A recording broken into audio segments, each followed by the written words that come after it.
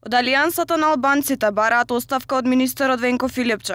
Велат дека продолжува со истата песна, објавувајќи тендери по правилата од минатото, односно во износ од 35 милиони евра. Алијансата го оцени тендерот како скандалозен, а оставка бараат како морален чин кон граѓаните. Овој скандалозен тендер кој произлегува од проектот за централизирање на биохемиски лаборатории на централно ниво е многу сомнителен, бидејќи победничката компанија ќе има монопол на целиот бизнис на биохемиски апарати и реагенси за период од 3 години. За да биде се уште посомнително и скандалозно, е фактот дека тендерот за кој станува збор е така составен за да победник биде една сомнителна компанија која постои не повеќе од 4 месеци, а е раководена од страна на млади и неискусни луѓе во оваа област, но исто така и во областа на здравството во целина. Министерот за здравство, пак на пресконференцијата, ги отфрли обвинувањата за тендерот за набавка на реагенси како шпекулација и невистина и рече дека постапката била според модерните европски трендови. Според него, до крајниот рок за поднесување понуди, пристигнала само една понуда.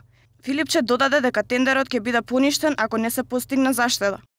До крајниот рок за поднесување на понуди за овој тендер пристигна само една понуда. Во моментов постапката е во фаза на еволуација и се уште не е ниту стигнато до електронска аукција.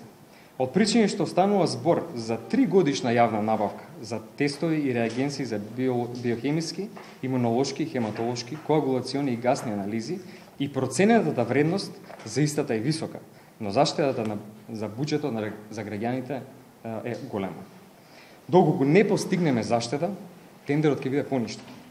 Целиот процес беше транспарентен и отворен за јавност, а на јавното отварање беа присутни представници од Центарот за граѓански комуникации и надворешни представници на фирмите.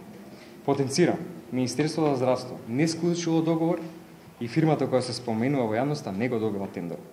Доколку се утврди дека документацијата не е во ред и постојат недостатоци во целокупната понесена документација во однос на понудата, согласно одредбите од Законот за јавни набавки, истиот представува основа за поништување на тендерот. Тој нагласи дека рокот за евалуација завршува оваа недела, а до сега 4 компании доставиле приговори на тендерската постапка.